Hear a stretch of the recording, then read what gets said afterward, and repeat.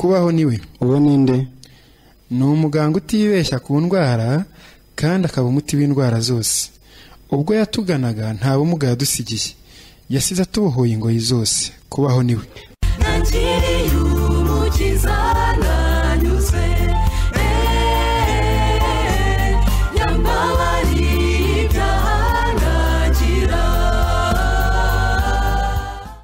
Ni amahoro yacu azira amahane, ahanura amahane ataraba, akaba ubwisho bw'umugaru yatugobotoye mu ngoyi z'umwanzi. Ku bwanjye kuba ni Kristo.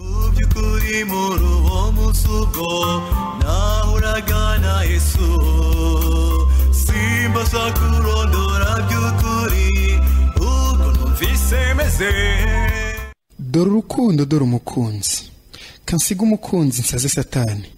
Ntarabaho yankunze ntamuzi, amfira ntabikwiye. Nanjye kubaho ni Kristo. Urashaka kubaho mu mahoro atemba nk'uruzi? Urifuza kudasigarana urujijo ku by'agakiza kawe? Kurikira ikiganiro Kubaho niwe, nawe muzamenya ukuri, kandi ukuri niko kuzababatura. Gusa numvise amahoro muri ryatangaje n'umunezero udashira, sinzahema kujya musingiza kuko ari utanga amahoro. Reka twongere tugusuhuze ukurikiye Radio Amazing Grace. Nk'uko wabyumviye tugeze mu kiganiro Kubaho niwe, kandi ni ikiganiro dukomeje. Akaba ejo twarize ikigisho cyavugaga ku masengesho, ndetse n'uyu munsi turaza gukomeza. Jya kubwira uyu mwanya ni Kamari Innocent, kandi nanjye ugusuhuza nitwa Ndayimana Jean d'Amour. Nk'uko bimenyerewe dutangirana amasengesho, nyirango Jean d'Amour yasenga none tugakomeza. Turagushimye databera mana y'urukundo, tunejejwe nuko ari wowe wongeye gutuma duhura, kandi akaba ari wowe utumye umuntu wese utegeye radiyo amatwi abasha kumva ibyigisho tugiye kugira hamwe. Umwuka wawe rero ari kumwe natwe kandi ari muri twe kugira ngo arushaho kudusobanurira ukuri, kandi uko kuri kutubature, turinde kumuninira, ahubwo tumutega amatwi kuko ari ufite ijambo rizima ryo kutubwira. Tubisabye mu izina rya Yesu. Amen. Arakoze Jean d'Amour. Nk'uko twari twabisezeranye ejo, twavuze ko mu by'ukuri umunsi turi gukomeza icyigisho cyacu, icyigisho kivuga amasengesho. Ariko ngira ngo mbere yuko twatangira icyigisho cy'uyu munsi, turashaka kwibukiranya mu by'ukuri icyo twarebeye hamwe ejo n'ubundi nicyo cyari icyigisho cy'amasengesho. Ariko icy'ingenzi twarebyemo nuko twarebye mu by'ukuri amasengesho ni iki, Bibiliya yavugaho iki. Twasanze ko amasengesho ubundi si ikibazo cy'amagambo, cyangwa se si ikibazo cy'indirimbo, cyangwa se si ikibazo cy'ibindi ibyo ari byose abantu batekereza. Twabonye ko hari uburyo bwinshi, uhereye nko mu isezerano rya kera, uburyo abantu basengaga bigenda bitandukana. Ariko rero icy'ingenzi cyane twabonyemo nuko twasanze ko amasengesho adahindura Imana. Kubera ko Imana idahinduka, ahubwo ahindura uyisenga cyangwa se usenze, bityo agatuza akarekurira byose mu maboko y'Imana. Ngira ngo iyo tuvuga ngo byose, hari ukuntu abantu batekereza ko ari ibibi, ariko twabonye ko ari ibitubabaje, ari ibidushimishije, byose dukeneye kubirekurira mu maboko y'Imana. Ngira ngo mu ncamake, sinzi niba hari icyo wakongeraho, ariko nibwira ko mu ncamake aricyo twarebeye hamwe umugoroba w'ejo hashize. Twabonye nyine yuko tubirekura kubera ko twizeye Imana, kubera icyizere tuyifitiho, tukaba twayirekurira ibintu byose, ku buryo burya hari ukuntu ubona kubera Imana hari icyizere gike tuyifiteho, ni nayo magambo burya usanga dukoresha kenshi mu masengesho. Kuko niba Imana ari data wa twese, ubundi hari amasengesho rwose utakagombye kumva, kuko niba Imana ari data wa twese, ntabwo byumvikana ukuntu umuntu yahenda se cyane kugira ngo amuhe ibintu akeneye. No mu buzima busanzwe burya Yesu yaravuze ngo twebwe turi babi ariko tuzi guha abana bacu ibyiza. Rero Imana twabonye nyine yuko umuntu atapfa kuyirekurira ibintu keretse amenye yuko nyine ari Imana imukunze kandi imwitayeho. akenshi rero nitumenya urukundo rw'Imana n'uburyo twitayeho hari ibintu tutakongera kugira. Umunyacyubahiro uko yaba ameze kose biragoye cyane kugira ngo umwana we ajye amuhamagara ngo nyakubahwa, ahubwo amuhamagara ngo papa. Yamuhamagaye ngo papa abavuze ibintu byose. Nta muntu wamubaza ngo ariko kuki utabanje ngo uko ari nyakubahwa papa, ko ajya avuga ati nyakubahwa papa rwose ntabwo ibyo bintu bizaho. Ahubwo aravuga ati ni papa, okay, bakumva ko amuhaye agaciro, akwiye kumuha. Ahubwo umwana wawe akwise ngo nyakubahwa wakwibaza ikintu yabaye, wavuga uti ni ikibazo noneho cyabayeho kindi. Ni ku isano rero dufitanye n'Imana ituma tubasha kuyirekurira ibyo bintu. Ni ukuntu Imana twayumvise cyangwa se twayigishijwe cyangwa twayihishuriwe, bituma tubasha kuyirekurira nyine nk'uko warabivuze, tukarekura ibintu byose byaba bitunejeje cyangwa bitubabaje mu maboko yayo. Ngira ngo urakoze cyane. Uyu munsi rero nabwo tugiye gukomeza icyigisho cyacu. Icyigisho cyacu turibanda cyane ku gitekerezo abantu benshi basoma Bibiliya basanzwe bazi, nyamara kandi kitubwira ukuntu abantu basenze. Tubyigireho nabyo. Usanga koko abantu nibyo twavuze ejo, ko abantu babona ibintu byanditse muri Bibiliya nubwo byaba ari byo kunenga bakabifata nk'ukuri kwakurikizwa, nubwo umuntu yaba yarakoze amafuti. Ngira ngo rero muri iki cyigisho cyacu nacyo turaza kukibonamo. Icyigisho cyacu uyu munsi kiribanda muri Luka igice cya 18 uhereye ku murongo wa 9 ukageza ku murongo wa 14. Urumva ko ari imirongo mike cyane. Ni icyigisho kiri butubwire igitekerezo. Ni igitekerezo ariko ni n'umugani. Ni igitekerezo cy'abantu babiri bagiye mu rusengero gusenga, niko byanditse rwose. Aba bantu turaza kubona ibibatandukanye cyangwa se ibibahuza, ariko ngira ngo kugira ngo hari tuze kugendana, ndifuza ko uhadusomera iyi mirongo yose. Iyi mirongo kuva ku murongo wa 9. Ufite Bibiliya ye, Bibiliya yawe ngira ngo ubwo twajyana muri Luka igice cya 18 nkuko dukunze kubisaba abantu. Waba afite Bibiliya ye twajyana muri Luka nyine 18 kuva ku murongo wa 9 kugeza ku murongo wa 14. Nibyo. Aho ngaho haravuga ngo umugani w'umufarisayo n'umukoresha w'ikoro. Murongo wa 9 ukavuga ngo uyu mugani yawuciriye abiyirengeye ubwabo ko bakiranuka bagahinyura abandi bose. Ati abantu babiri bazamutse bajya mu rusengero gusenga, umwe yari umufarisayo undi yari umukoresha w'ikoro. 11 umufarisayo arahagarara asengera mu mutima we ati Mana ndagushimiye yuko ntameze nk'abandi b'abanyazi n'abakiranirwa n'abasambanyi cyangwa ndetse n'uyu mukoresha w'ikoro. Mu minsi 7 hose niyiriza ubusa 2 ntanga kimwe mu 10 mu byo nungutse byose. Naho uwo mukoresha w'ikoro ahagarara kure ntiyahangara no kubura amaso ngo arebe mu ijuru, ahubwo yikubita mu gituza ati Mana mbabarira kuko ndi umunyabyaha. 14 aravuga ngo ndababwira yuko uwo muntu yamanutse agiwe ari utsindishirijwe kuruta wa wundi, kuko wishyira hejuru azacishwa bugufi, ariko wicisha bugufi azashyirwa hejuru. Ngira ngo urakoze cyane kudusomera iyo mirongo. Niyo mirongo tugiye kurebera hamwe, tugiye gusesengurira hamwe. Yego. Kuko iki ni igitekerezo mu by'ukuri nari maze kuvuga ko ari cy'abantu babiri. Ngira ngo ufite Bibiliya ye cyangwa umaze kumva ibyo dusomye yabikurikiye. Aba bantu baratandukanye kubera ibintu bikurikira. Icya mbere kubera icyo bari cyo cyangwa se niba navuga ngo akazi bakora. Yego. Umwe ni umufarisayo, undi ni umukoresha w'ikoro. Ikindi kibatandukanye ni uburyo aba bantu basenze. Icya kabiri maze kuvuga nyine n'uburyo abantu basenze. Icya gatatu ariko ni igisubizo ku masengesho yabo. Yego. Nibyo rero tugiye kurebera hamwe. Icyo bari cyo, umwe yari umufarisayo undi ari umukoresha w'ikoro. Uburyo basenze baratandukanye. None ikindi kandi ni uko igisubizo ku masengesho yabo mu by'ukuri ntabwo ari kimwe. Ibyo ni bibatandukanye. Ariko hari n'ikibahuje. Yego. Ikibahuje, icyo basangiye mbese. Aba bantu bagaragara ko mu by'ukuri aba bombi basa n'abari bahuje idini yabo. Kubera ko bagiye nko mu rusengero rumwe.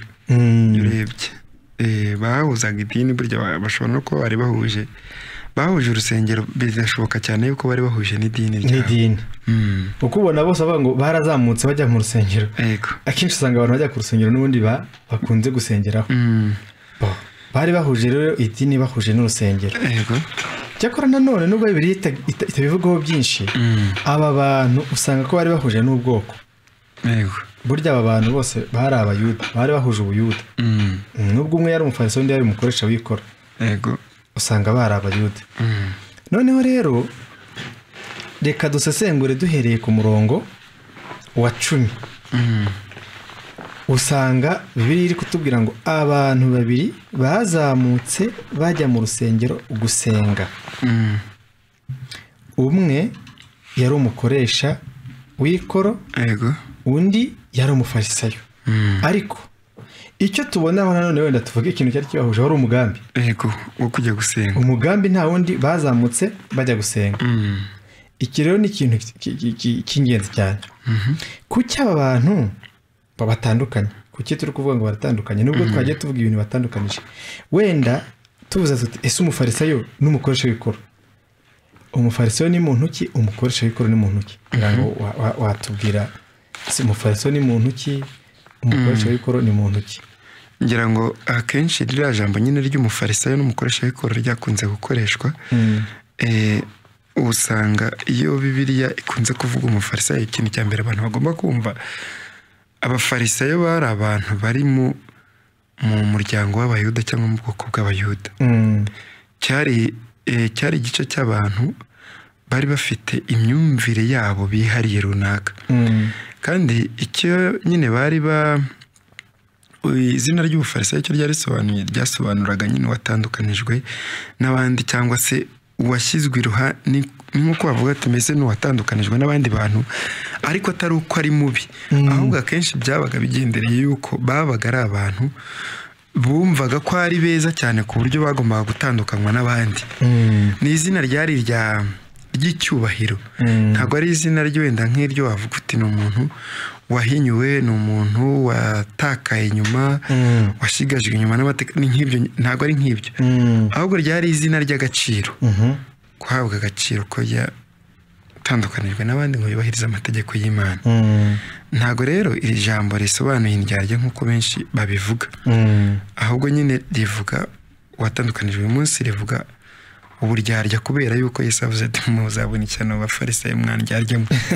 ibintu nk'ibyo ngibyo ngira ngo wenda nicyo umufarisayo abantu bagomba kumva ko yari umuntu wiyemeje gukurikiza amategeko yisumba byose icyo kintu yari yarimirije imbere rwose nta kindi urakoze cyane kudusobanurira umufarisayo ngira ngo icyo uvuze nicyo mu by'ukuri ntabwo ari indyarya nk'uko tubivuga cyakora babaye indyarya kubera ko nta mategeko biyemeje kubahiriza kugira ngo bagere ku butungane byaje kubananira noneho bakagerageza ukuntu bashoboye kose bakiyumanganya niyo mpamvu Yesu yanababwiraga ati mwandyarya yego noneho usanga mu by'ukuri usanga dukeneye no kumenya umukoresha w'ikoro yari muntu ki abakoresha b'ikoro ni abantu nyine basoreshaga ni ibintu byoroshye kumva ko basoreshaga ariko bashoboraga kuba ari abayuda bamwe muri bo bari abayuda abayuda noneho ariko wahita unabyumva kuko burya Yesu yabwiye uriya mukoresha w'ikoro witwaga Zakayo aramubwira ati nawe uri umwana wa Aburahamu ni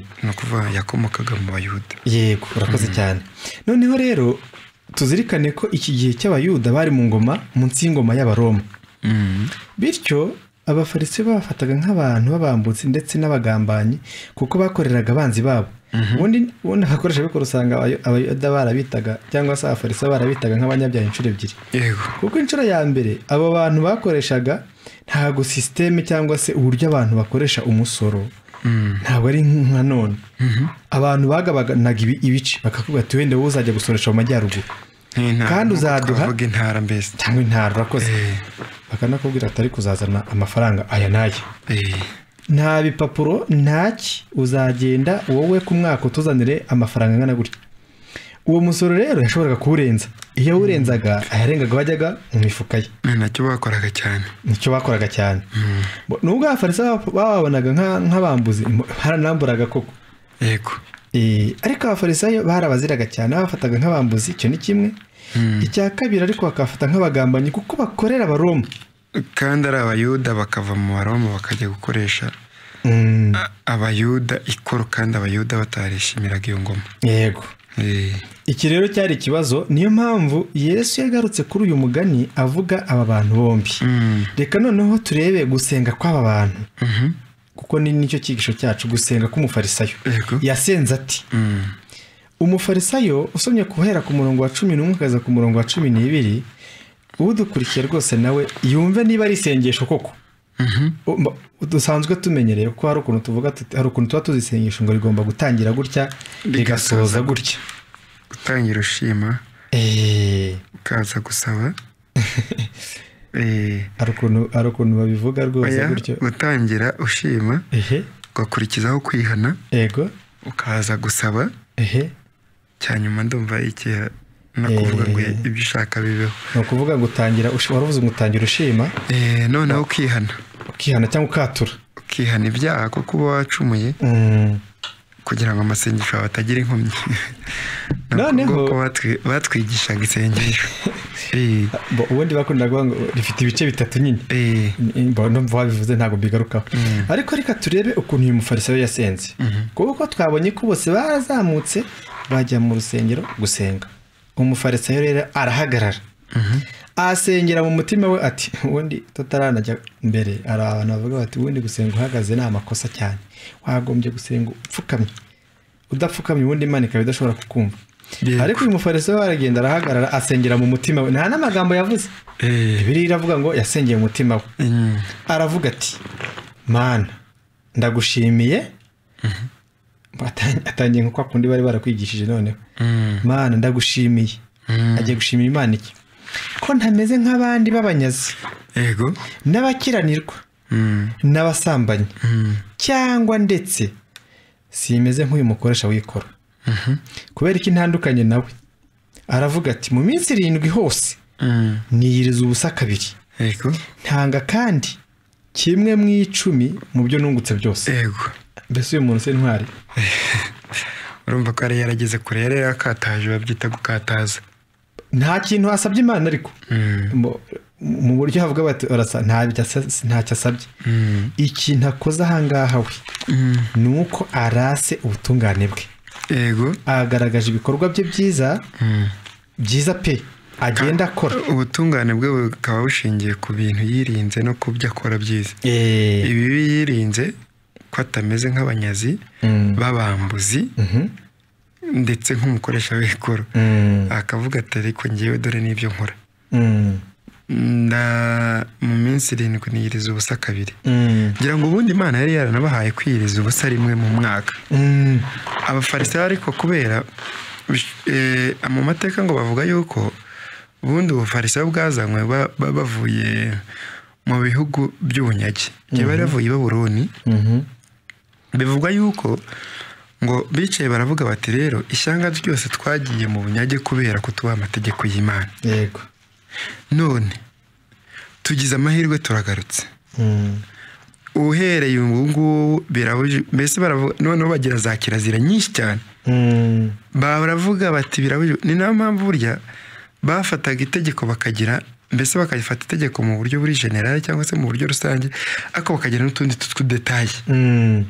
Bakavuga bati umuntu ntabwo akwiriye kwica umunsi w'isabato, ariko bakongeraho amadetaye. Kavuga bati kwica umunsi w'isabato bivuga iki, kugenda bingana gutya, gucira hasi, gutwara umushwari, ibyo byose bakabishyiraho. Mbese bari abantu babyiyemeje. Abafarisayo nuko ni nk'abarwiyemeza amategeko. Mbese nuko babita. Urumva rero urakoze cyane. Mu by'ukuri urumva ko bagendaga biyongera n'amategeko. Ariko ibyo bintu nubwo babikoraga bashakaga ko n'abandi babibona, kandi bagashaka no kubikubitisha abandi. Wenda nituvuga umufarisayo, hari ukuntu umuntu ari kumva ko ari wa muyuda wa kera wo mu kinyejana navuga cya mbere ya Yesu, cyangwa se cyo mu gihe cya Yesu. Ariko ikibazo ni ukuvuga ngo ese ibi bintu uyu munsi ntibishobora kuba bitambuka cyangwa se bibaho. None ku buryo nidusubira iwacu tureba ngo abantu benshi hari igihe umuntu asenga, twigeze kukivugaho nimugoroba turi kuvuga ibya Hezekiya, ukuntu nawe burya ajya gusenga yabanje kurata ubutungane bwe. yabwiye Imana ati wibuke Mana. none usanga tugaruka tuvuga tuti Mana nawe ntureba koko erega ni nacyo Yobu yajyaga avuga yavuga ati ariko ni gute nagerwaho n'ibyago kandi ndi intungane ku buryo ibyago byagenewe abantu babi abanyabyaha. Noneho usanga n'uyu mufarisayo nawe avuga ati Mana ndagushimiye ko ntameze nk'abandi banyazi, ariko niyo avuga ati ndagushimiye ko ndi mwiza, kuki avuga ati simeze nk'abandi babanyazi abakiranirwa abasambanyi, ubundi yavuga ati nk'abandi b'abanyazi avuga ati ariko njye sinyaga, abakiranirwa njye ndi intungane, abasambanyi njye sinsambana, ndetse n'uyu mukoresha w'ikoro akagaragaza rero ko mu by'ukuri atanga kimwe mu 10 y'ibyo yungutse byose, gusa sinzi niba ari byo n'uwabigenzura yabisanga kuko yarabikoraga nk'uko biri, ariko akanavuga ati mu minsi 7 iminsi abantu bavuga wenda mu kwiriza ubusa rwose yabikoraga kabiri mu cyumweru. Ariko noneho urumva ko iri ni ryo sengesho ry'umufarisayo. Yego, tukabonye ko yisengeye mu mutima. Watubwira isengesho ry'umukoresha w'ikoro we? Umukoresha w'ikoro we rero nawe yaraje, nawe ahagarara kure, ntago yapfukamye. Bivuga yuko yahagaze kure. Hari abantu bumva ngo kwisengesho rigende umuntu apfukamye, nawe yahagaze kure. Ariko ngo ntihangara kubura amaso ngo arebe mu ijuru. Ariko abayuda buriya ntibari afite umuco wo guhagarara cyane ra? Yesu yarabivuze rwose muri Matayo 6. Yaravuze ati bagenda bagahagarara mu mayira abiri, kaba ariho basengera. Bigaragara yuko gusenga kwabo cyane ahubwo kwari uguhagarara. Paulo nawe yarabwiye abantu ati musenge, abagabo basenge bateze amaboko. Mbo kubera yuko usanga mu muco wabo gusenga umuntu yarasengaga neza ahagaze. Ibyo byari mu muco. Noneho umukoresha w'ikoro we yasitenze isengesho ritandukanye, ntago yafite ibyo ashimira Imana, ahubwo yari afite icyo asaba Imana. Yaravuze ati Imana mbabarira kuko ndi umunyabyaha. Isengesho ryarirangirizaho aravuga ati mbabarira kuko abantu nyine bibuke ko ari umugani Yesu yaciye. Kuba Yesu ari wowe uciye no kuvuga ngo ibintu yaravuzemo byose byari bifite uburemere bwabyo nyine. Yaravuze ati dore ukuntu umuntu mbese yaje katura imbere y'Imana, aravuze ati mbabarira kuko ndi umunyabyaha. Akubwira ni isengesho. Urumva yuko ntabwo yaravuzemo ibintu byinshi rwose. Ryasengesho rishobora kuba ryararangiye abantu bataramwumva, agahita arangiza abantu batarumva icyo asenze. Gusa ikigaragara nubwo bavuga ko Bibiliya nubwo itubwira ko umufarisayo yasengeye mu mutima, uyu we tubona ko yavuze. Yego, kuko ngo aravuga ati nyanahonze mu gituza, yikubita mu gituza aravuga ati Mana mbabarira kuko ndi umunyabyaha. Isengesho rye ribarangiye, rikaba ritandukanye n'iry'umufarisayo, rifite imirongo myinshi. Ariko rwose sinzi niba ni iyi nteruro yuzuye, ni amagambo make cyane. Mbabarira kuko ndi umunyabyaha, dore nta navuze n'ibyo yakoze ibyo ari byo. Nuko noneho reka turebe amasengesho y'abatandukanye, ariko igisubizo babonye ku masengesho yabo kirahuye, kiratandukanye. Ngira ngo n'igisubizo nyine cyahise gitandukana, kuko uriya mukoresha w'ikoro Bibiliya ivuga ko yamanutse atsindishirijwe kuruta wa wundi, kuruta umufarisayo. Usanga ko watsindishirijwe cyangwa se wagizwe intungane, niko mu Kinyarwanda cya Bibiliya ijambo ry'Imana bivuga. Uwamanutse agizwe intungane ni wa wundi wavuze ati mbabarira kuko ndi umunyabyaha. Bitandukanye na wa wundi rero umukoresha w'ikoro, kuko we nta kintu yari yasabye, nta n'icyo yabonye, gusa yari afite ibyo aratira Imana. Ibyo aratira Imana atakoze, yirinze gukora.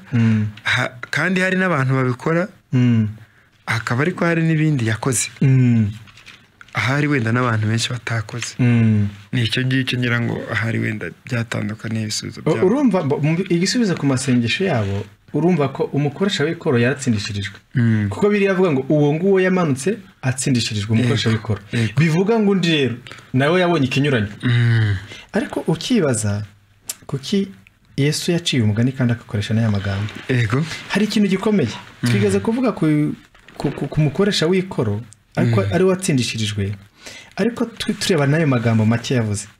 Amagambo y'uyu mukoresha w'ikoro ni make cyane, ariko yavuze byinshi cyane. Nubwo ari make cyane yavuze byinshi cyane. Yabivuze mbese nko mu ncamake. Nko mu ncamake, kuko yaravuze ati mba ndi umunyabyaha. Aha wakumva ko rwose nta kintu yavuze. Ariko yavuze avuze ngo ndi umunyabyaha, niba ari kwatura niba ari ukwatura niba ari ukuvuga ibyaha bye wabona ko yaravuze ibyaha byose bishoboka. Yego. Wavuga ko mu by'ukuri yabonye ibyaha bye bidashobora kurondoreka, adashobora ni nko gavuga ati sinshobora kubivuga ngo nzarangize. Yego. None njye mpisemo kuvuga nahuranije ndi umunyabyaha.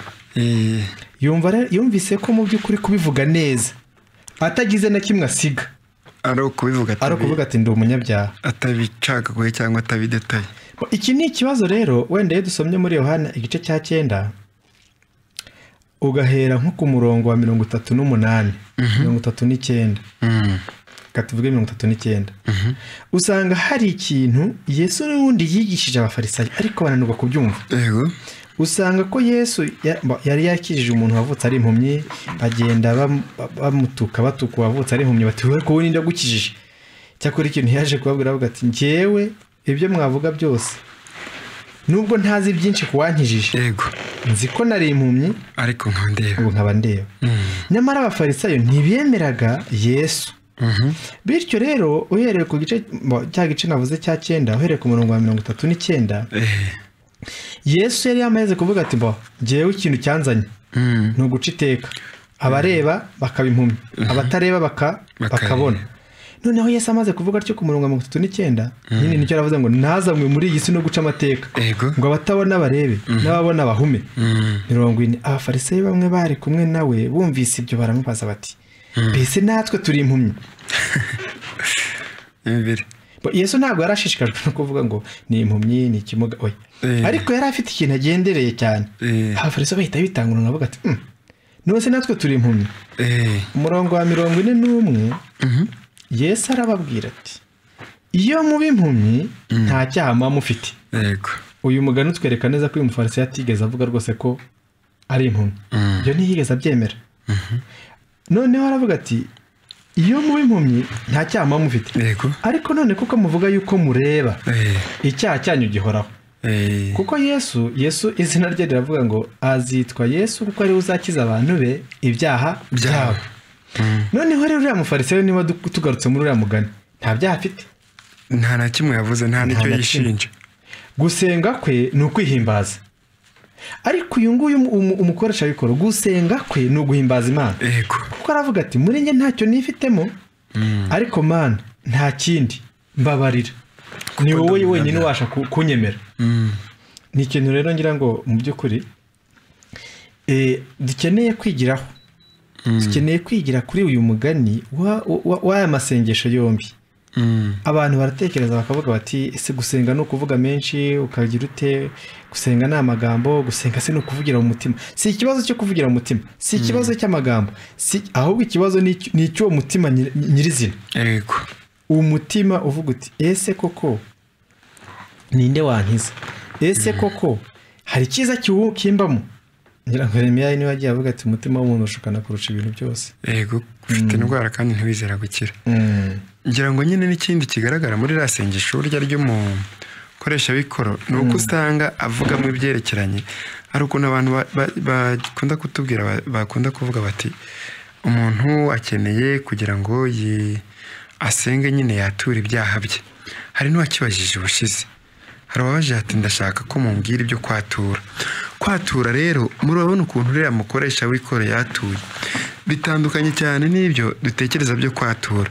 Ntago twavuga wenda ngo ibye bibaye ihame ryo kujya abantu batura bajye batura nk'uko umukoresha w'ikoro yatuye. Ariko biragaragaza yuko ntabwo yavuze ati reka mvuga ibyaha. Burya iyo umuntu akibasha kubara ibyaha biba bikiri bikeya. Ibyaha wabara ntaba yemera ko ari byinshi mbese. Burya wavuga ati nuko rero umuntu abaho nuko tubayeho. Aho tuvuga tuti mfite ibyaha iki n'iki wenda nicyo kikinteye ikibazo gusa, kubera yuko aba yumva bigenda byarabaye bikeya cyane. Ikindi nyine ku byerekeranye no kuba umuntu wenda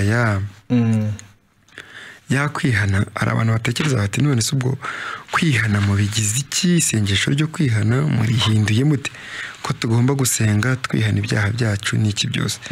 Ariko ntekereza yuko nyine nk'uko twakunze kubivuga, niyo kwihana kwacu kubayeho ni uguhindura imyumvire twari dufite ku Mana.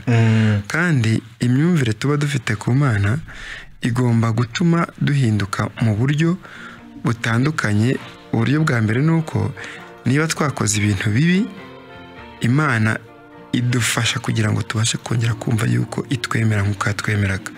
Twaba tugiye kwirata ibintu byiza byacu nk'uko uriya mufarisayo yaragize. Burya Imana yagombaga kumuhishurira ukuntu burya na biriya byose avuga atakoze yabikoze, n'ibyo avuga yakoze ntabyo yakoze ko ari ibyaha. Ubundi hari ikintu kiri aha usanga uyu mukoresha umufarisayo yarondoye ibyiza bye, ariko umukoresha w'ikoro we ntiyashoboraga kurondora ibibi bye. Yego. None ikindi wari uvuze avuga ati kuko kwihana byasengesho ryo kwihana hari ikintu rikora guhindura imyumvire yacu ku Mana, ariko nanone burya bihindura imyumvire yacu kuri twebwe ubwacu. Yego. Burya usanga ko buriya umufarisayo yari akeneye guhindura imyumvire ye kuri we. Nicyo burya umukoresha w'ikoro yabonye. Yabonye ko ari umunyabyaha wo kubabarirwa, undi abona ko ari umukiranutsi wo kwijyana mu ijuru akagerayo n'ibikorwa bye. Yego. Ndumva wenda ari icyo ngicyo nyine twari tugiye kuvugaho muri icyo cyigisho kibyerekeranye no gusenga. na nuriya mugani twigiyeho cyane. Wenda sinzi niba hari ikindi wakongeraho. Twari twasezeraniye abantu ko turi butanga umurongo igihe kirenze icyo twawutangaga kugira ngo abantu wenda tubashe kuganira kuri iki kintu cyitwa amasengesho cyane. Nimugoroba twashoje hari abantu benshi bahamagara. Uyu munsi rero reka tubibutse umurongo wa telefone. Yego. Ndetse n'uwo bari bwoze koherezaho ubutumwa bugufi, noneho tuze kwakira ibibazo kuko ejo tuzatambuka ku kindi cyigisho. Yego. Umurongo wa telefone ni 25 75 78 33 hanyuma abohereza ubutumwa bugufi nabo yego bashobora kubwohereza kuri 07 50 28 89 23. Yego. Ubwo bari hafi mu kanya gatoya turahita tugaruka tubakire. Yego.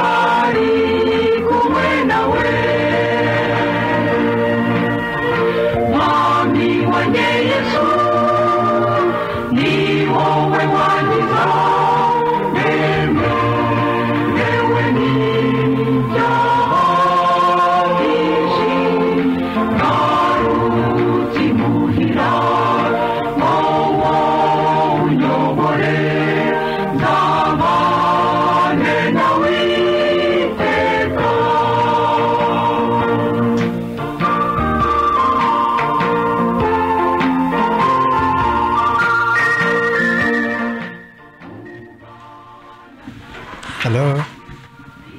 Hello. Hello.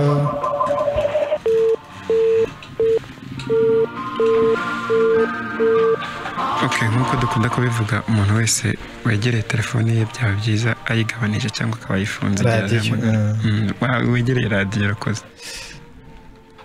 Hello. Mwiriwe neza. Ni Innocent Nyaruguru. Yego.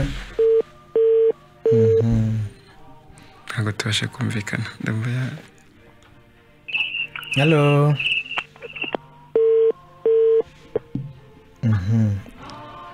Nuko bipa twibutsa abantu nyine ko noneho nubwo dutanze umwanya nyine babikore vuba kuko bashobora gushituka nyine n'ubundi igihe kirangiye.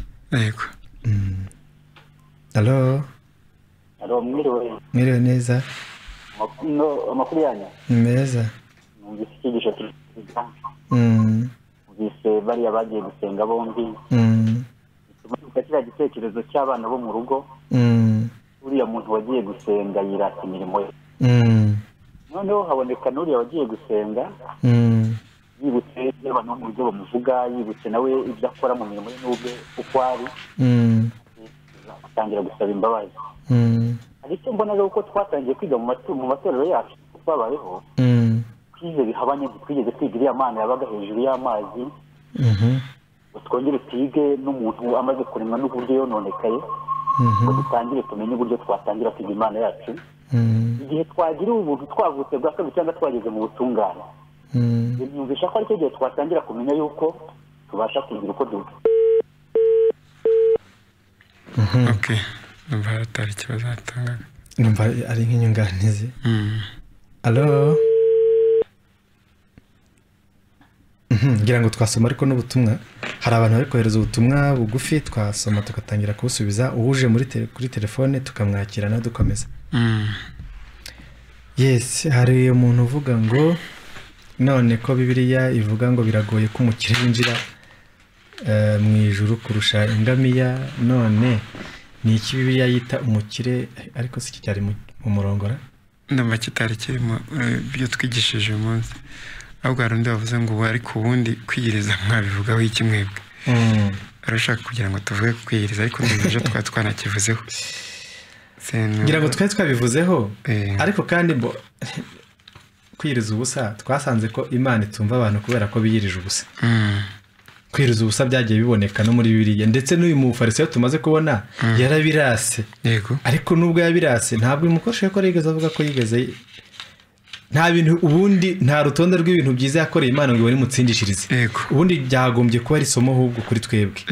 Ikintu uyu muntu yavuze nuko yemeye gusa ko ari umunyabyaha, nta kindi. Ubundi aratsindishiriza. Ngira ngo nacyo Yesu yaravuze ati niba mwemera, njye naje guca amateka kugira ngo abatareba babone, abareba babimpumye. Abafarisayo bati natwe turi impumyi, kuko bari bishyize muri wa murongo w'abantu badashobora gutsindishirizwa. Yesu arababwira ati nimwemera ko muri impumyi, icyaha cyanyu kivaho.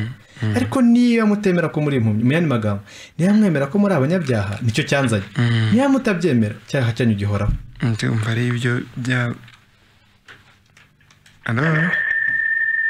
Hano mwihangane mugabanye radiyo, ntabwo dushobora kumvikana ubwo. Yego, mwiriwe neza. Twizeye Imana, nanjye ndi mu majyaruguru. Yego. Nagira ngo nanjye ntange igitekerezo ku ijambo ry'Imana. Uwo yagiye. Numva biri kugarukira hagati, sinzi impamvu. Nzi niba ari ikibazo cya rezo cyangwa se cy'amafaranga. Hello. Hello. Yego. Mwiriwe se? Mwiriwe neza. Ni ku bintu bitangaje. Niho. Nukuri pe, njyashima Imana kubw'ibyo biganiro. Yego. Nitwa Jean de Dieu, kubw'Imana ndi Nyabinoni. Mu majyepfo. Nibyo twari tubikeneye rwose kugira ubumenyi nk'ubwo ngubwo, nubwo twagiye dukura amadini, ariko burya ngira ngo twari tuguriyemo abafarisayo. Kuko umuntu yarataga imirimo ye akavuga ati ibyo byose kumva wajya mu ijuru bikesheje imirimo yawe, ariko unge maze kumenya ko ngewe nari umutindi wo kubabarirwa ariko ntabizi. Kandi na niyo umunsi wa none niyumvamo ubukene, Imana ibaha umugisha. Urakoze cyane. Okay.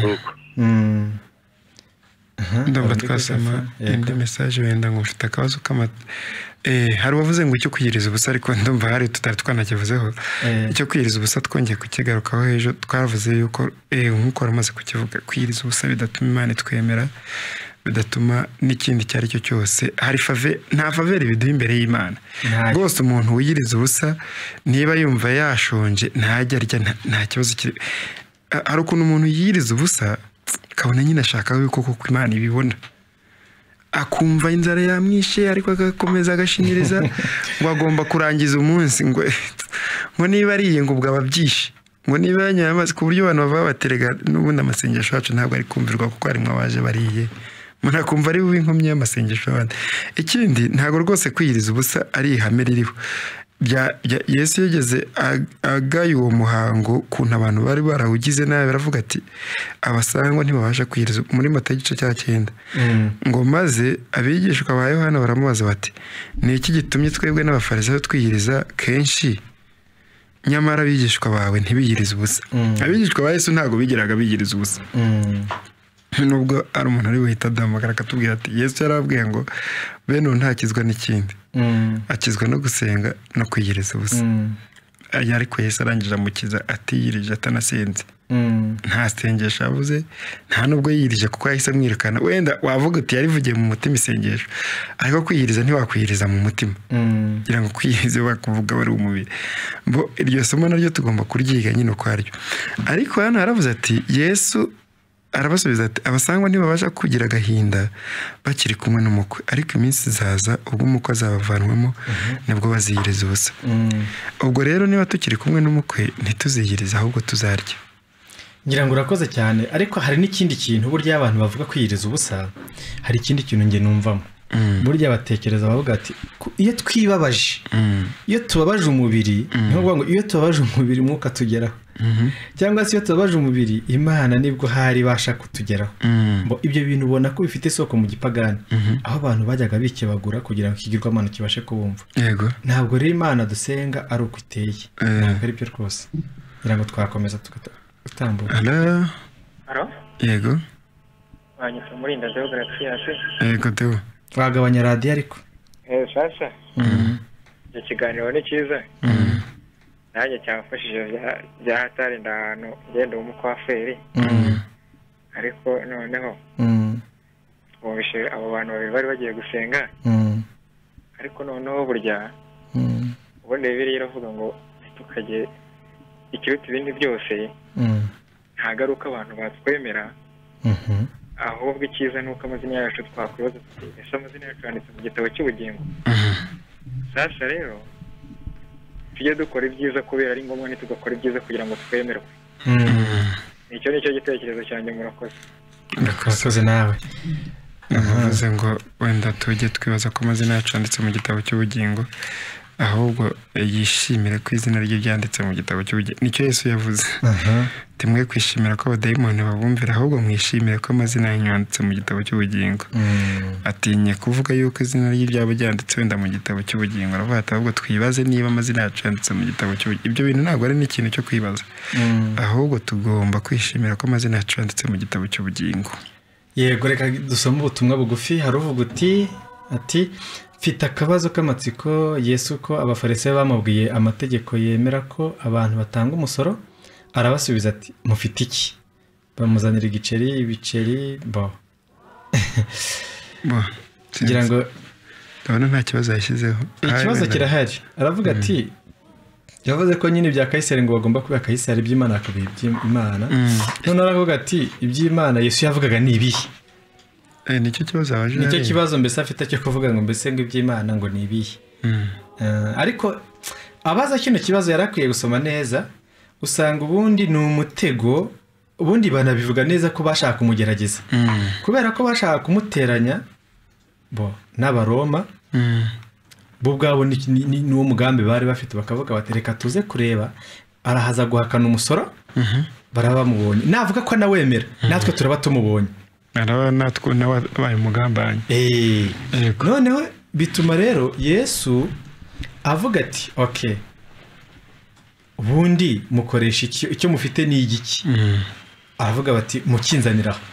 Bati si iki ni igiki kiri ifoto yane? Ati ni ya Kayisari. Arababwira ati noneho ibya Kayisari mu bihe Kayisari, n'iby'Imana mu bihe Imana. Yesu yarababwiye ko mu by'ukuri babuze ikintu basubiza hagati aho, kuko icyo bashaka aravuga ati ntimugatange umusoro. Noneho Abaroma bamubonye, nawe anavuga ati muwutange. noneho bavuga bati abayuda bari nabo bamubonye ariko ikintu yavugaga ntago yari agendere kuvuga ati iby'Imana ni ibi nibi nibi ahubwo cyashaka kuvuga avuga ati mu mutego wanyu ibya Kaisari mu bya Kaisari nta mafaranga y'Imana ubundi aba.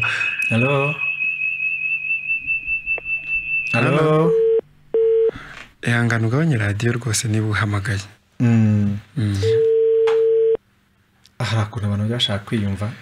Okay, mufite akabazo k'amatsiko kira twatumaze kugisubiza. Ni kimwe na kiriya cyo yavugaga ati ariko iby'Imana Yesu yavugaga ngo nibihe.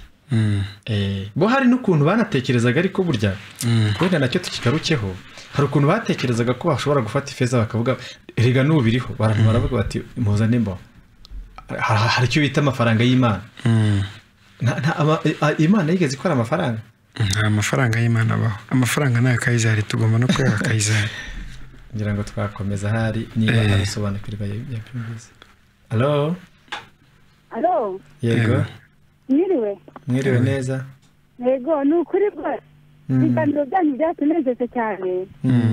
Twari twarabashwe ibintu by'amadini, ibintu bijyanye n'icyatumi, ibintu bijyanye no kwiyiriza ubusa. Mbese abatuyobora bakumva ko niba utiyiriza ubusa utari umukirisitu. Ibintu mbese ni ukuri mujye mukomeza mutwigishe mudusobanurire ukuri turabashima cyane. Sawa. Murakoze cyane ngira ngo mubwire nabo babigisha yuko nyine nabo bamenye ubwo butumwa bwiza kuko nabo barabukeneye. Hari igihe rero ibyo babaha kuko ari byo bazi. Ikindi icyo kintu waruvuze ntidukwiye no kubaciraho iteka. Hari ukuntu aba ariko abyumva ari nako byemera. Babiyanze kuko kubaho ubwo buzima ni ubuzima bubi cyane. Ubundi nibwo buzima bubi bubaho. Umuntu yabasha kubaho bwo gushaka kwemerwa imbere y'Imana akabona ntibigerwaho, agahora abona hari icyo abura imbere y'Imana nubwo abantu baba bamusingiza. Ariko ubutumwa bwiza ni igisubizo. Reka twakire umuntu. Allo? Yego. Mwiriwe neza. Yitwa Alexin, Imana yaho umugisha n'ibyo biganiro byanyu. Noneho bajya mu nyunganire niba mu isezerano rya kera ab'Nineve barijusa bagasenga. None tukareba igihe Hezekiya none nawe yahindukiraga akava ku buriri bwe agatakambira Uwiteka. Ukuvuga ngo muri make hari icyo yakoze habaho ibihinduka. Wono ukagira ngo wenda mwe mwabihuza noneho mugigeze gusobanurira. Ejo wakora iki kiganiro? Naragikurikiye. Urakoze none. Okay. Ndumva wenda ku kibazo nyine abajeje cyabini niwe na Hezekiya bwa mbere icya Hezekiya twakibuzeho cyane. Twerekanye ukuntu rwose Hezekiya arakeneye guhinduka. Gusenga igihe Imana yinjiye muri kiriya kiganiro cyangwa se yinjiye muri ruriya rugendo rwose kugira ngo ibashe gufasha Hezekiya cyane no ku myumvire yarafite ku Mana itari myiza. Twabonye neza ko hari imyumvire yarafite ku Mana itari myiza. Yayibwiraga ko Imana yibagiwe ibyiza bwe. Arayibwira ati Mana ibuka rwose ko najyaga ngendera imbere yawe. Yongera kwibwira ko Imana ishobora kuba iri kumubeshya ku buryo n'igihe yamukijije yaravuze ati ntabwo ibi nabyizera, sinapfa kubyizera. Nimpe n'ikimenyetso kandi nimpe n'icyoroshye ahubwo impe gikomeye. Ngira ngo Hezekiya twagaragaje neza ko yarakeneye guhinduka cyane gusumba uko yahindura Imana kuko nta n'ubushobozi afite bwo guhindura Imana. Ahubwo Imana ntihinduka uko yari iri ejo niko n'uyu munsi iri. Nta nubwo rwose ntitukanatekereze yuko igira byacitse iyo tugize ikibazo ko yumva ibintu byayirenze. Hari umuntu nigeze bwirane ariko uzi yuko Imana buriya ntago ijya ibabara cyane ngo kubera ko nahuye n'ikibazo nabwo aravuga ati gusa Imana yabigukunda. Ndagenda mbaza ariko ubwo tekereza dufite Imana nayo ijya ivuga iti Imana yanjye wewe sindabigenza nti ubwo si Imana yo yaba ari Imana kiko byazayiyobera mu minsi mike. Imana ibikomeye, Imana irakomeye kandi Imana ibizi byose kandi Imana ibihagaze ahantu hamwe ntihinduka nta n'igicucu cyo guhinduka igira. Kumva rero ko Hezekiya yayihindura tugomba kumvira isomo tukumva ari amasengesho ya Hezekiya. Imana yarayemeye kubera yuko igomba kwemera uwo muntu. Yemeye uwo muntu. Ibyo tuvuga byose irabyumva reka. Imana yiratwumva aho tuvugira. Nta kibazo igigira cyo kumva umuntu ku murongo avugiraho. Abini niwe nabo nta nubwo ari Imana yababwiye ngo ntimugende musenge kuriya mwambara ibigunira mugire mute ahubwo nuko bumvise bagomba gusenga ariko haracyari ikibazo Jean Damo rwose ikibazo mvuga ndi gukunda kukigarukaho ndavuga ko abantu hari ingero tugenda tugafata muri Bibiliya tukabona ko ibyo bintu nubwo byaba ari amafuti tubyigana kandi koko baraguye mu mafuti ni mu buryo bwose bugufi nashaka kuvuga hari igihe ubona n'uyu mukoresha bikorose ntihirije ubusa kabiri mu cyumweru ariko ntabwo Imana yigeze ibishima amasengesho yakoze ntabwo Imana yigeze yashima yenda twatambuka hari umuntu uvuga ati ku isengesho ry'umunyabyaha ku isengesho ry'umunyabyaha ari ikizira ku Mana mwabivugaho iki hari ikintu nyinshi nshobora kumusubiza mu buryo bwahuranije tugendeye ku rugero twatanze mu gitekerezo cyo muri Bibiliya burya navuga ngo ubundi umunyabyaha ni umuntu utemera ko ari umunyabyaha wenda yakumva ko bisa naho bijishije ariko Yesu yivugiye ngo niba mwemera ko muri impumyi icyaha cyanyu kikurwaho nta cyaha mufite niba twemera ko turi abanyabyaha nta cyaha dufite ariko niba tutabyemera nk'uriya mufarisayo urata ubutungane bwe icyaha cye gihoraho bityo rero ngo ngewe n'ayo masengesho ndi kuvuga aya ngaya y'uyu mufarisayo ni ikizira ku Mana kandi ikigaragara umukoresha w'ikoro yamanutse atsindishirijwe undi siko byagenze undi aravuga ati mudufashe mu by'ukuri ntiki umuntu yakora mu gihe hari icyaha cyamwizingiyeho ugahora uzi ku isaha n'umunsi utazi ushobora kukigwamo kandi utabiteganije ngira ngo wamusubiza ndumva rero kugira ngo wenda tumusubize neza yaba niba yarakurikiye ibyigisho twatanze mbere byakaba byaramufashije ariko ubwo niyo yaba atarakurikiye ariko ubwo turamusubiza aravuga ati ni icyo umuntu yakora kugira ngo akire icyaha cyamwizingiye akavuga ati isaha n'isaha ndakigwamo ntabwo uriya muntu ari kure y'iby'agakiza niko umuntu imwe yigeze avuga ahubwo muri ikindi kibazo nibaza kuki ashaka gukira kiriya kintu cyamwizingiyeho namara kugikira buriya ari kuvuga ati ndaba mbaye umukiranutsi iriya myumvire niyo akeneye gukira bwa mbere akeneye gukira imyumvire afite yo kuvuga ati wankize iki kintu nicyo kintu cyamboshye nicyo kintu cyangiza imbata ngikize naba mbohotse ntabwo ari kubona iby'ububata bwe mu kibazo cy'umuntu we yabaye we wese ububata bwe bw'icyaha ahubwo arabibona mu bikorwa bye rero ntabwo ashobora kuzakira kiriya kintu mufitiye inkuru mbi ko adashobora kugikira agifite imyumvire yo gushaka gukira ikintu kugira ngo abe none habaye intungane cyabikora mufitiye inkuru nziza niyemere yuko icyo kintu yagikize nubwo agifite akikibonaho n'isaha ashobora kukigwamo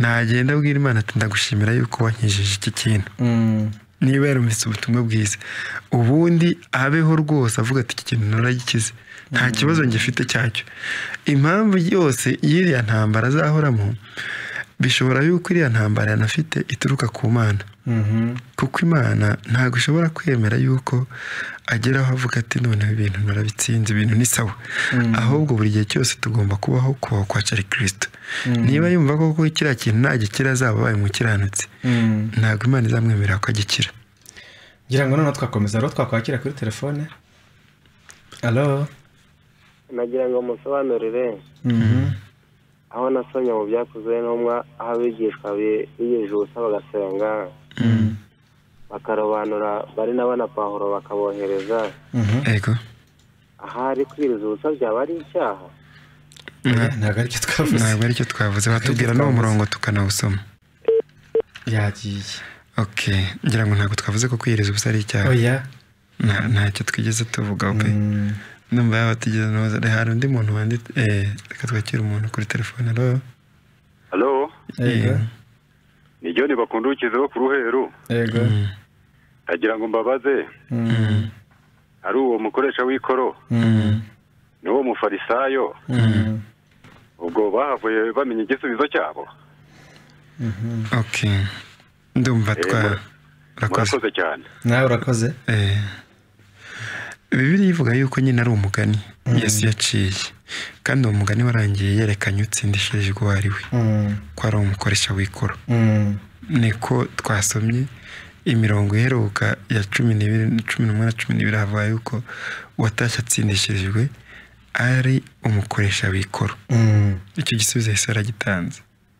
Ariko nanone Jean Damu wenda tubivane mu mugani tubizane mu bintu. Hello. Amakuru ni meza. Ndi mu majyaruguru. Icyo muvuga ni ukuri, ariko hari akantu kamwe numva mushaka guca abana intege. Ahangaha mu kwiriza ubusa Yesu yaravuze ngo ariko igihe kizaza ubwo umukwe azabavamo kizaza ngo baziyirize ubusa. None se yashakaga kuvuga igihe yari azamutse agiye mu ijuru ariho baziyiriza ubusa nyuma yaho amaze gutandukanwa nabo? Ese ko muvuga ngo kwiriza ubusa ntacyo bimaze, ntabwo mwamushaka guca abakristo intege? Mwebwe mwumva bimaze iki wenda niba atari ibanga kugira ngo abe ari byo dufatiraho? Ejo mwavuze yuko mbese gusenga dusubira mu magambo nako nari ndakababwiraho, iyo ukundanye n'umuntu wumva mutatandukana, none se gusenga wiyiriza ubusa bishatse kuvuga kugumana n'umuntu ukunze cyangwa se n'Imana yawe niwe uyikunda. Bikamara iki? Bikamara iki? Waravuga banyamvise neza, aravuga ko nyine bituma umuntu abasha kubana n'Imana hari bakagumana ku buryo nyine yumva wenda ko uhagurutse ugiye kurya hari waba utandukanye nawe. Ngira ngo shike avuga ikindi nyine yavuze kinyera, aravuga ati ubwo ngubwo umuntu umukwe yadukuwemo. Icyo cyo ni ikintu gishobora kuba ikibazo cyane twumvise ko umukwe yadukuwemo, kuko Yesu kuba yarasubiye mu ijuru, kuba yaragiye mu bwiza ntago ari ikimenyetso cy'uko yadukuwemo, ahubwo ni uburyo bwo kugira ngo noneho atwinjiremo twivangemo tube umwe nawe. Kuko Bibiliya igaragaza neza ko igihe Yesu nyine yari ari mu isi yari afite imbibi zamukumiraga. Yashoboraga kujya Kaperinawumu akaba avuye i Galilaya, ubwo abi Kaperinawumu bakamubona, Galilaya ikamubura, akava i Galilaya wenda akajya i Samariya, ubwo i Samariya bakamubona, Yerusalemu ntimubone. Yesu agiye mu bwiza hari ikintu gikomeye cyabaye, ari hose icyarimwe, ari mu bantu.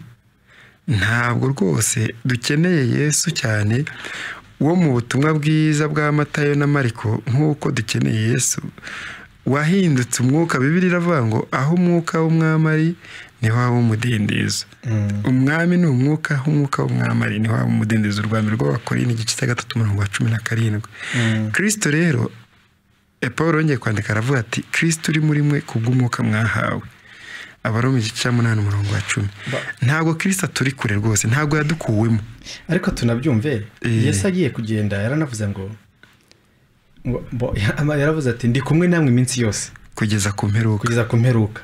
Arangiye n'igihe yajyaga mu ijuru avuga ati ariko simbasize nk'imfubyi, ahubwo mbasigiye mwuka wera umufasha kandi muzahorana. Ntabwo rero Yesu yigeze yivuguruza, nta nubwo yigeze avuga ngo ndabasize nk'imfubyi. Oya, turi kumwe nawe. Hari umwanditsi umwe nibuka witwa Watchman niwe wigeze yandika aravuga ati rero ntago nkeneye Yesu rwose wo mu butumwa bwiza. Arangiza aravuga ati mfite Yesu tubana, undimo tugendana, ku buryo nta n'ubwoba bwo kurimbuka mfite, kuko niba byashoboka kuko narimbuka ubwo Yesu ndimo nawe yaba arimbutse.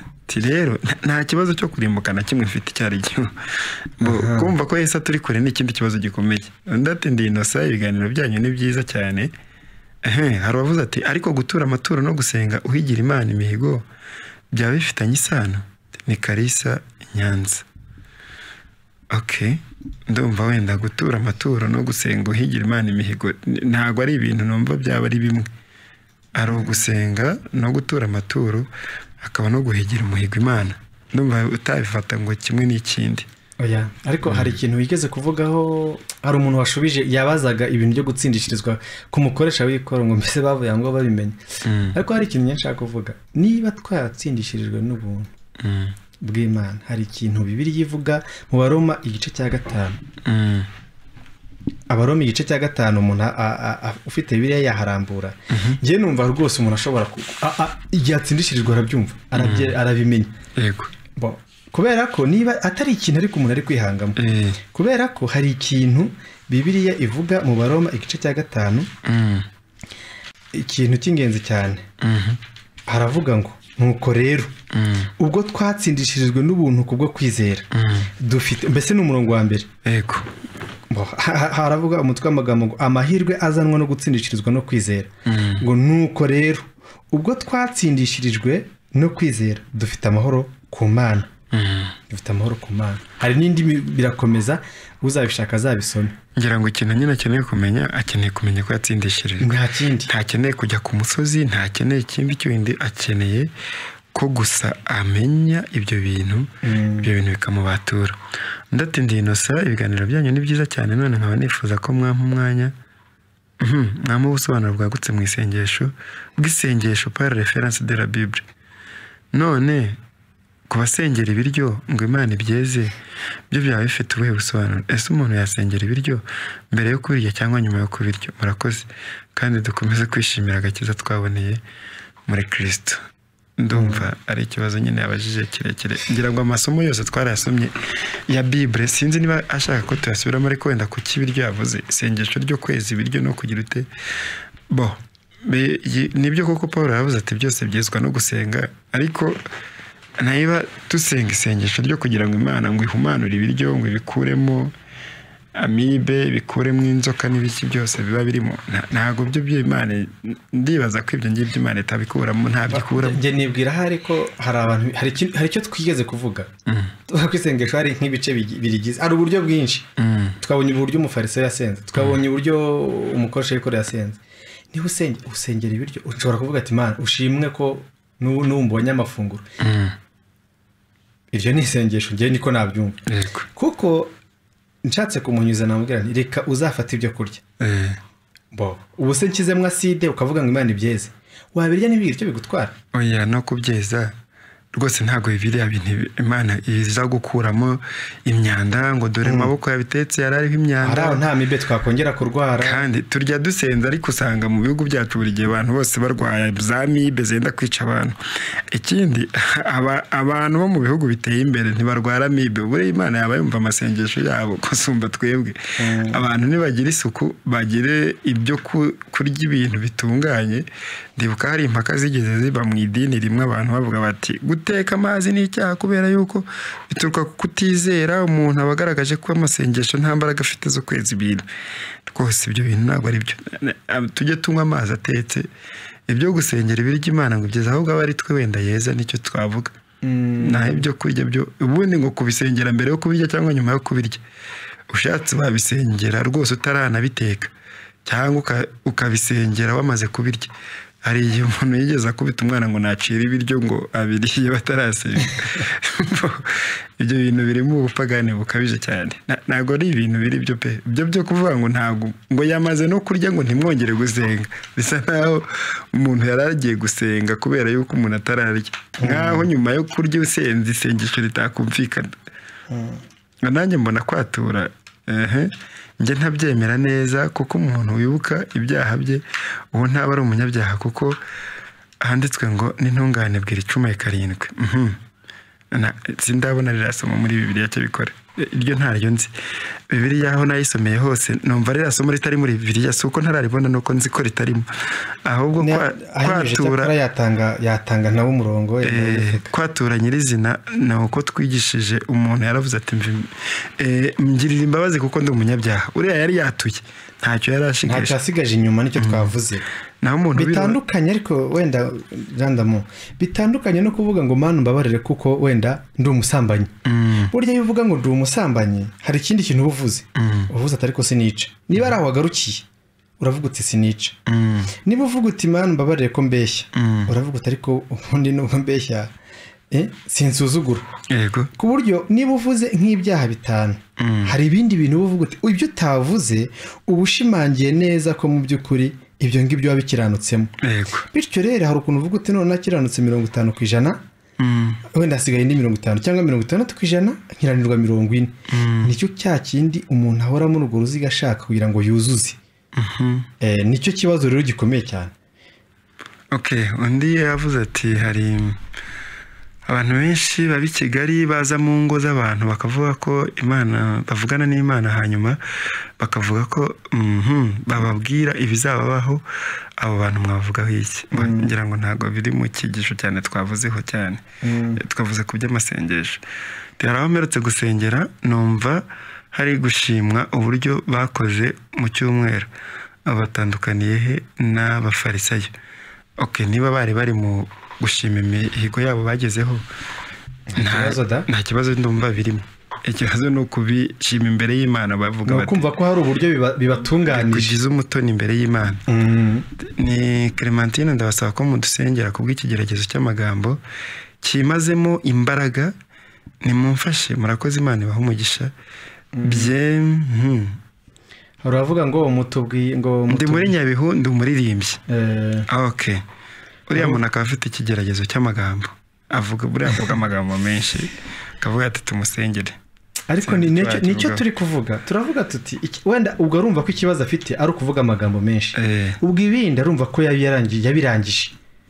Ntabwo ari byo, ntabwo ari byo. Ni ukuvuga ngo iyo we urumva ko ari ikibazo kimwe, ubundi icyo ngicyo gikemutse ahita avuga ko ari intungane. Niko ubundi atekereza. Icy'amagambo menshi kirangiye, akeneye kumva ikibazo cy'icyaha. Kiriya kibazo kandi reka mubwire inkuru itari nziza yuko kitazakemuka kugeza igihe asobanukiwe n'ikibazo cy'icyaha akamanika amaboko. Kiriya kintu ari kurwana nacyo ndahamya ko gituruka ku Mana.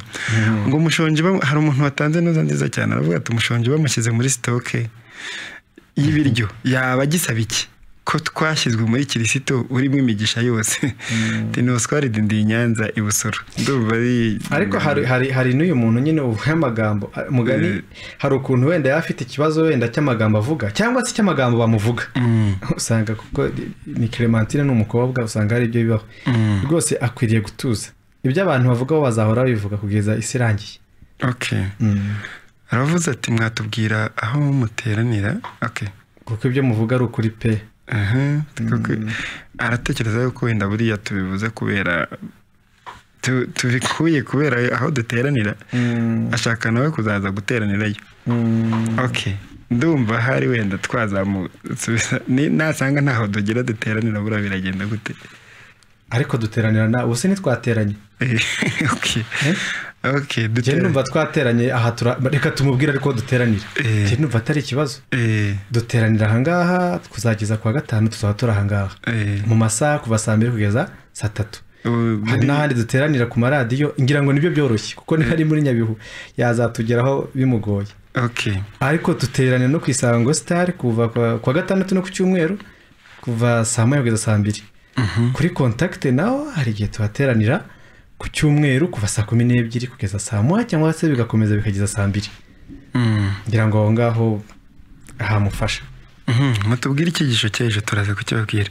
Ese mwahitishije ikiganiro kivuga ku by'Imana dukoreye. Abavuga ko byuzuye baregwa abavuga ko byuzuye baregwa ko bigisha ko ari abigisha intumwa ziye. N'ikindi kibazo ndumva hari twasoreza kuri izo ngizo, ndabona n'amasaha agiye. Amasaha agiye, wenda twakwagira umuntu umwe birashoboka. Niba hari umuntu ari kuri telefone. Halo. Yego. Wa murongo mwambaje ibyo kwiyiriza ubusa nawubonye byakozwe n'umujye cya 13 ku murongo wa 2. Nuba mwahadusomera hanyuma kadusobanurira. Ndumva reka tumusezerane ko ariko twagihera. Yagiye. Yaravuze ngo 13 ku murongo wa 2 kibyerekeranye n'ibyo kwiyiriza. Ngira ngo ariko n'ubundi ntago twigeze. Mwiriwe neza. Hari umuntu wavuze ngo umukwe yaragiye kubakurwamo, akibagiza ko Imana yavuze ko azitwe Emmanuel, Imana iri kumwe natwe, yajyaga kandi ari muri twebwe. Ndagushimye cyane. Iyo niyo nama namugiraga ko tuzaba ari kumwe natwe kandi tuzagumana nawe kugeza igihe tuzagira mu ijuru no mu bwiza nkawe. Arakoze. Murakoze. reka dusoze mu by'ukuri ngira ngo hari kireta turayangaha reka dusoze dushimira abantu bose twabanye uyu muntu ariko twamusezerana yakira isomo twazarihera hejo hari ikibazo twazagiheraho kubera ko iminota tubona yashize aratwihanganira reka tugushimire rero wabanye natwe tugushimire inkunga watugerejeho kandi mu by'ukuri turashima cyane Imana yo ikomeje kuduhishurira ukuri nk'ukuri muri Kristo Yesu dukomeze kunezererwa nyamara kandi wenda watubwira ngo hari umuntu wabaje ngo ikigisho cyejo kizaba kivuga iki arakoze cyane ngira ngo ikigisho cyejo nyine tuzongera tugaruke ntabwo ari cyo tuzagarukaho iki ngiki ahubwo ku kigisho cyejo tuzavuga ibyerekeranye n'ikigisho twasezeranye kivuga ku byerekeranye n'itorero ry'Imana ngira ngo noneho rero mu by'ukuri nibyo tuzarebera hamwe reka dusoze dusenge turagushimiye Uwiteka Mana yacu tugushimiye ko uri Imana idahinduka idahindurwa n'imigambi y'abantu ahubwo ihora ukwiriye nk'uko udahinduka kubera urukundo rwawe ntiruhinduka ngwino ukomeze wibanire natwe ari wowe wenyine utuyobora byose utubashije kwerekurira mu biganza byawe ibyo tsinze mu izina rya Yesu amen.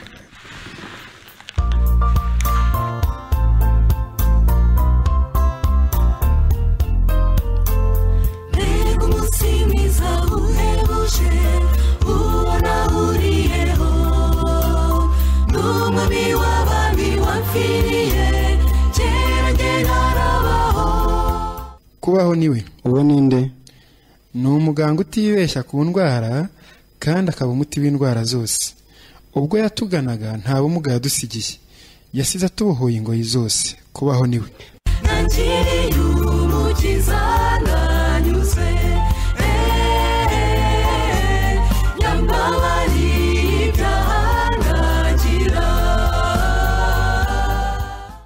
ni amahoro yacu azira amahane ahanura amahane ataraba akaba ubwisho bw'umugaru yatugobotoye mu ngoyi z'umwanzi ku bwanjye ko ni Kristo by'ukuri muri uwo munsi ubwo nahuraga na Yesu simbasha kurondora by'ukuri ubwo numvise meze dore urukundo dore umukunzi kansiga umukunzi nsaze Satani ntarabaho yankunze ntamuzi amfira ntabikwiye nanjye kubaho ni Kristo urashaka kubaho mu mahoro atemba nk'uruzi urifuza kudasigarana urujijo ku by'agakiza kawe kurikira ikiganiro kubaho niwe nawe muzamenya ukuri kandi ukuri niko kuzababatura gusa numvise amahoro muri ryatangaje n'umunezero